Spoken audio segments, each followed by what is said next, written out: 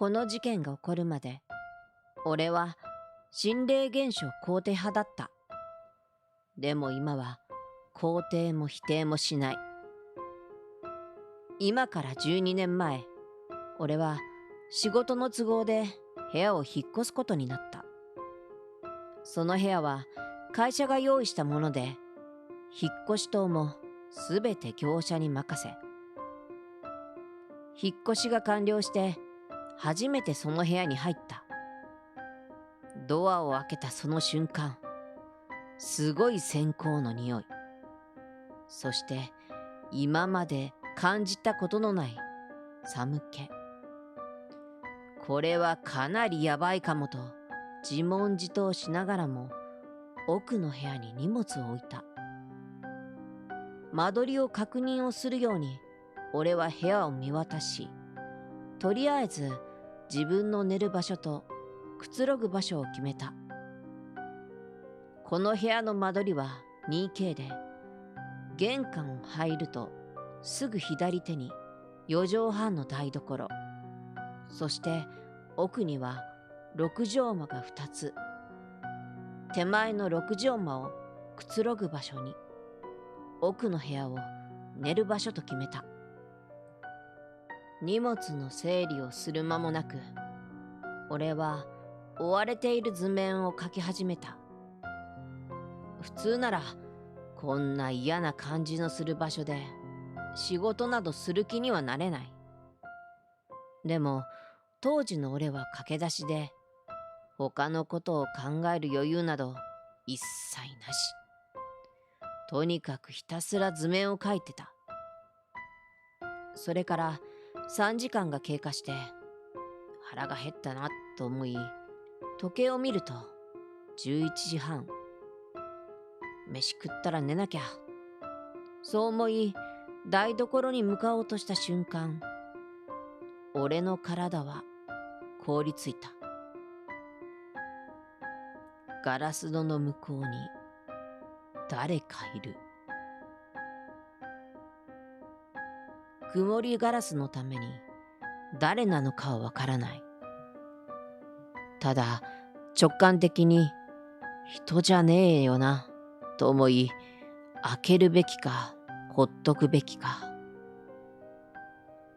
でも腹は減っている。それに今ここの部屋の主は俺じゃん。自分にそう言い聞かせて開けることにした。嫌だなと思いながら俺はガラス戸を引いた。そして次の瞬間思った。やめとけよかった。目の前にいたのは身長180ほどの男。季節は8月なのに黒いコートをまとい、眼球の飛び出した目で俺を見ている。あまりに目が怖いので、俺は視線を下にそらした。すると、首からはおびただしい血。やばいかも、と心の中でつぶやいていると、耳元で声がした。ここは俺の部屋なんだけど、あんた誰？そう言われた瞬間、俺はガラス戸を引いていた。どうすりゃいいんだよ。助けを呼ぼうにもまだ電話は引いていないし、今と違い当時は携帯など普及もしていなかった。逃げるしかない。でもガラス戸引けば男が立っているし、だからといってこの部屋ではさすがに寝れん。やっぱ出ていくしかない。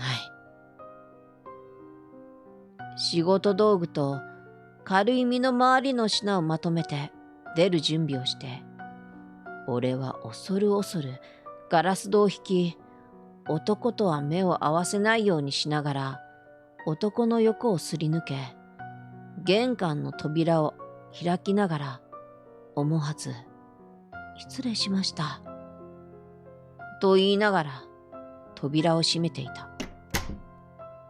我ながら情けなかった。その日は仕方なく駅前のカプセルホテルに泊まることにした。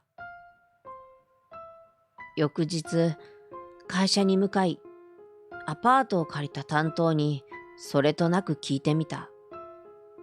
担当は、駅からも近いし、部屋数の割に値段が安かったから。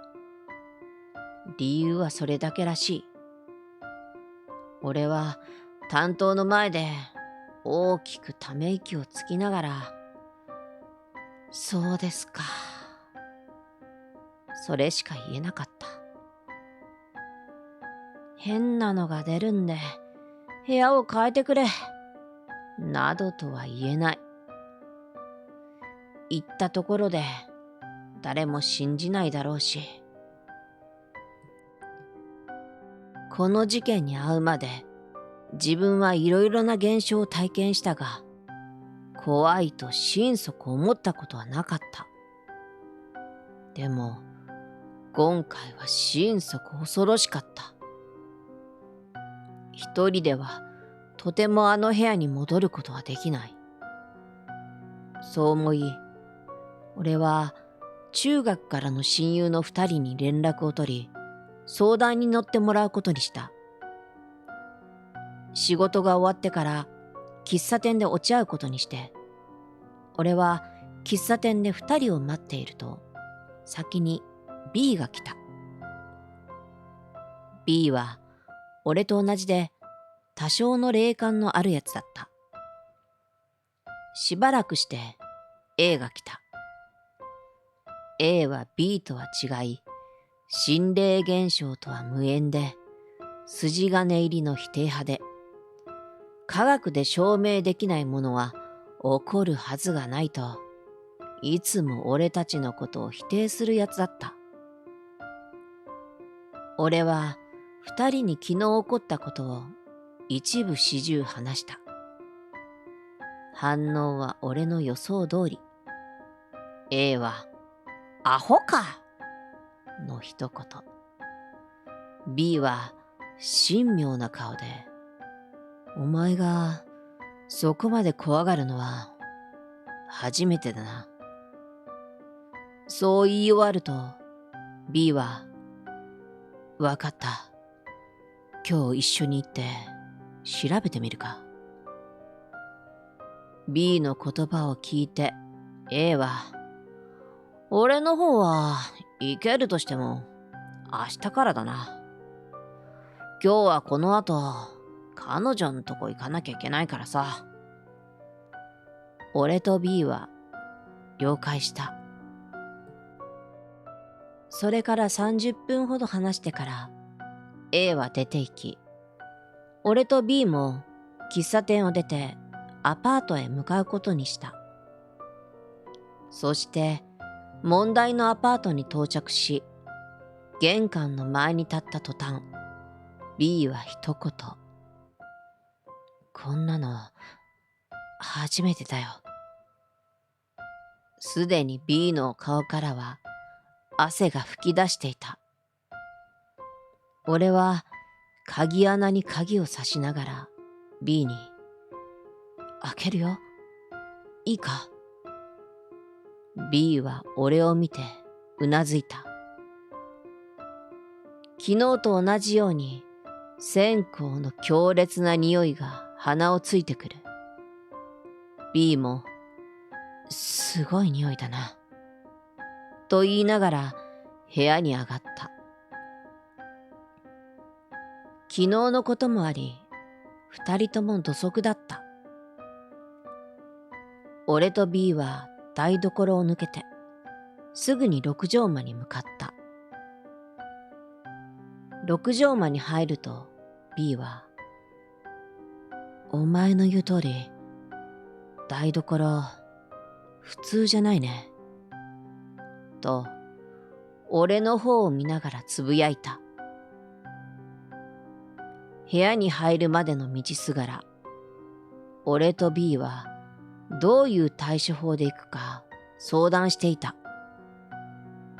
所詮素人にできる対処法など大したことはなく、前の部屋で使用していたお札をガラス戸に貼り、清めの塩を台所の四隅に盛ることにした。二人でこわごわと台所に塩を盛り、奥の六畳間に戻る。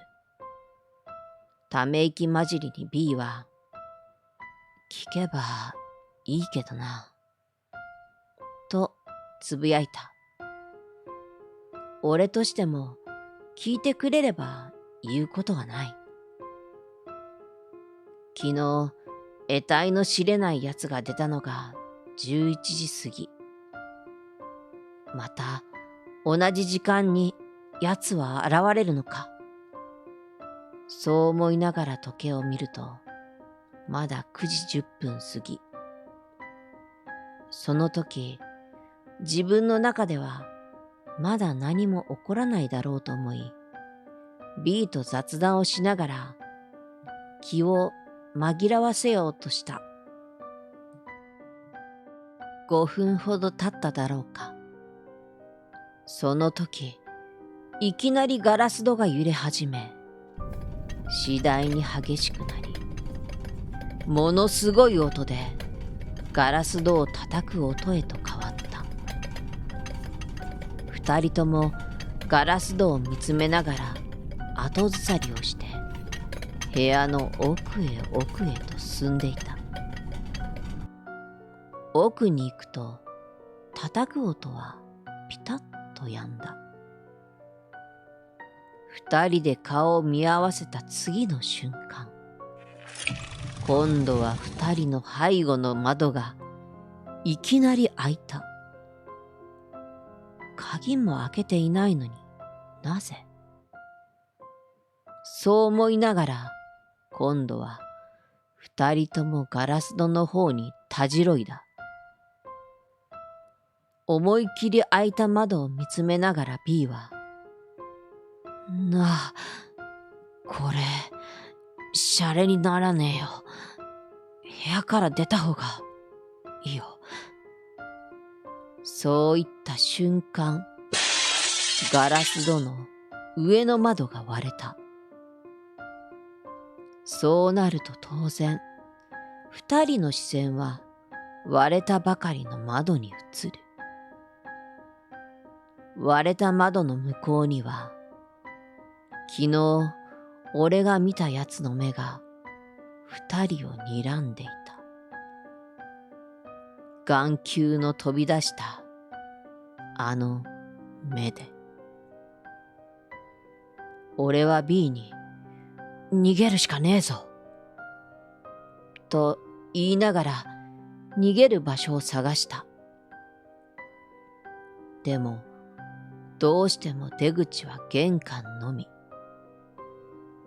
あとはいきなり開いた窓しかない。行くしかない。ここは2階。飛び出しても大怪我はしないだろう。部屋の電気を消し、先に B を出してから、自分も下を確認せずに飛んだ。無事部屋から出た二人は大通りに出てタクシーを捕まえ、一目散に B の住むアパートに向かった。部屋に向かう途中のタクシーの中で、二人は会話をすることもできないほど怯えていた。B の部屋に到着し、落ち着こうと思い、タバコに火をつけた。そして B も落ち着いたのだろう。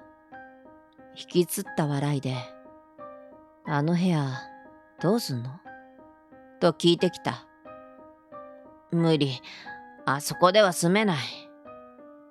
俺はそう答えるしかなかった。その晩は二人ともこれ以上の会話はなかった。一晩 B の部屋で過ごし、その日が土曜日ということもあり、週末を B の部屋にいることにした。二人とも会話もないまま昼飯を食っていると、B の部屋の電話が鳴った。A からだった。今から B の部屋に来たいという。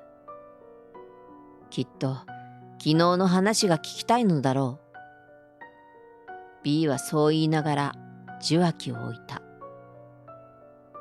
それから2時間経過した頃、A はやってきた。A はやけに嬉しそうに二人ともここにいるってことは逃げたの？それを言うといきなり真顔になり、情けなさすぎないか。それを聞いた B が怒り出し、見えねえやつにはわかんねえんだよ。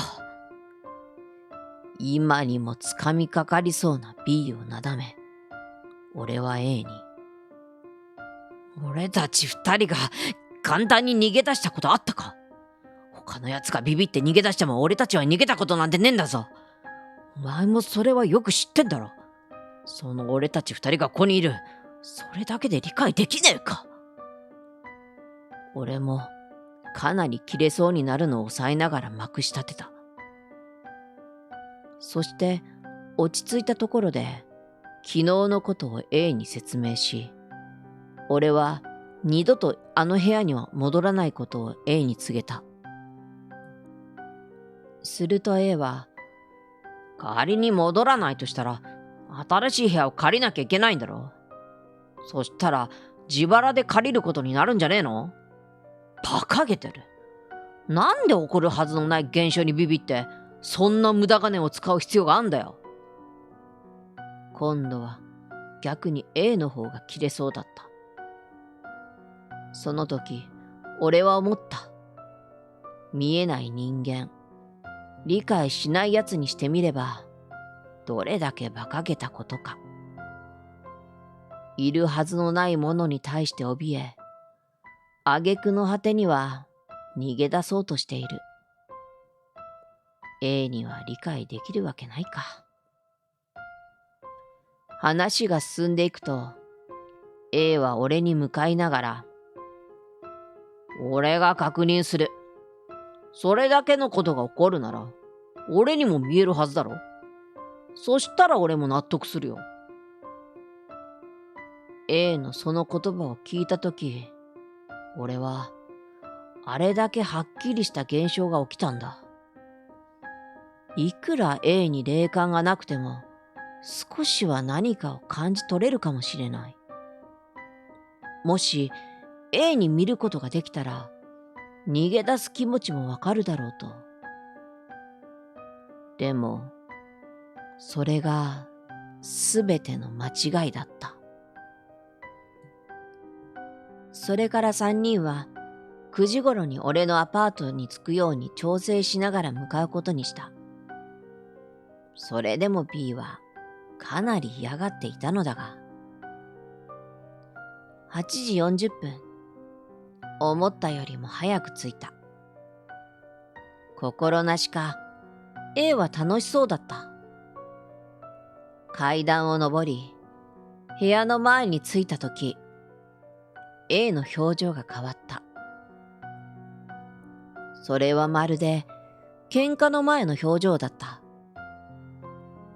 俺は A に、喧嘩でもしそうな顔だな、と言うと、B は、やめねえか。やっぱ、今までのと違いすぎんだよ、ここは。A はそれを聞いて、いつもの B はどうしたよ。喧嘩の時はそうじゃねえだろ。いつものお前らしくもね。そう吐き捨てるように言いながら、ならお前はここにいればいい。開けるよ。A は俺に相槌を打ち、ドアを開けた。何事もないかのように A は台所を過ぎ、六畳間に進んでいき、俺もその後を追い、部屋に入った。なんともねえじゃん。俺を見ながら A は笑い出した。しかし A の笑いもそこまでだった。笑っている A を見て俺はたじろいだ。A の背にしているガラス戸の向こうで、あの得体の知れないやつがまたここを見ている。すでに言葉にならない俺は A の背後を指さし、それに気づいた A もガラス戸に視線を移した。きっと見えてたであろう A は俺の方に後ずさりしている。後ずさりしていた A の肩が俺の肩とぶつかる。俺は必死に声を出し、窓から逃げるぞ。そして二人で窓に向かった。窓は昨日のままで開いている。二人が動いた瞬間、今度は逆に窓が閉まってしまった。行き場を失った二人は、そこに立ちすくむことしかできない。立ち尽くしていると、A の様子がおかしくなってきている。いきなり怯えながら、その場に座り込んでしまい、やめてくれと叫びながら、何かを振り払おうとしている。A は何を見てるんだ。そう思い、A の振り払おうとしている場所を、俺は目を凝らして見ようとしたが、俺には見えない。俺に見えるのは、ガラス戸の向こうにいるやつだけ。A は全く別のものを見ている。俺は必死に A をなだめた。でもどんどんひどくなっている。A の普通ではない声を聞いて、B が玄関を開けてくれた。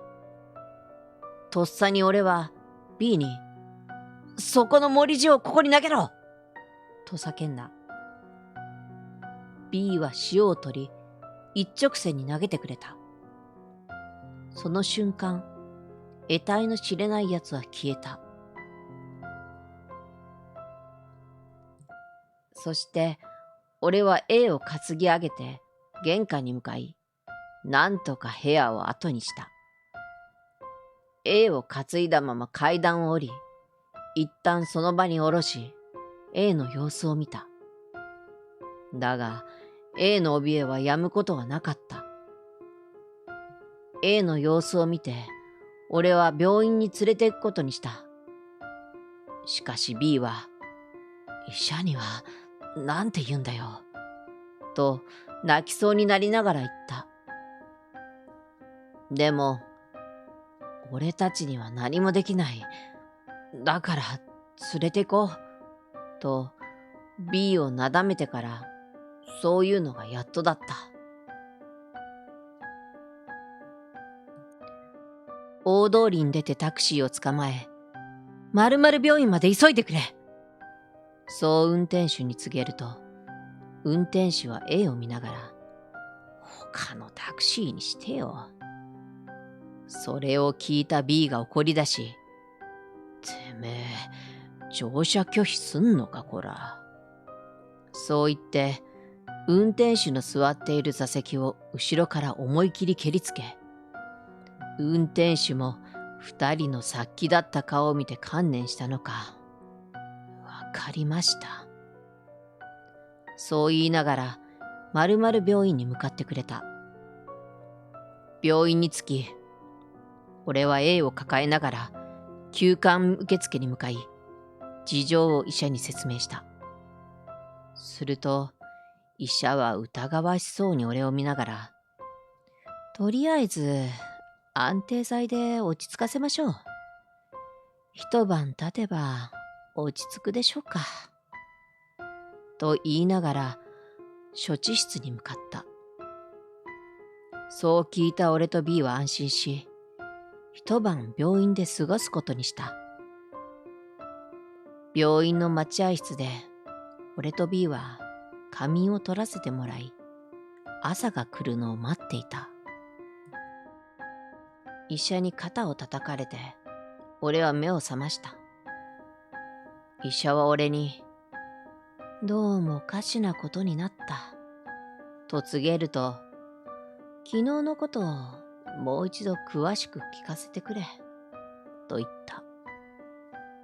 すべてを聞き終わった医者は、ため息をつきながら、彼の精神状態が何らかのショックでおかしくなったかもしれないんだ。これから別の病院に搬送して詳しく見てもらおうと思う。俺は震え出してしまった。これからどうすればいい？ A の親になんて説明すればいいのかわからないまま B と共に A の搬送される病院に向かった。この事件の後、俺は A の両親から訴えられ、警察に尋問された。そして精神鑑定も受けさせられた。そして今現在、俺は A の両親に慰謝料として毎月10万の支払いを続けている。あれから12年。A とは会話ができないまま。あの時やめておけば、A をこんな目に遭わせることはなかったのに。心霊現象について、俺はこの事件でいろいろ学んだと思う。信じられない人にしてみれば、馬鹿げたことでしかない。俺はそれを周りに信じてもらうことはできなかった。一部の人には信じてもらえたが、ほとんどは認めない。それが普通なんだと思うことにして、否定もしない。だけど、肯定もしない。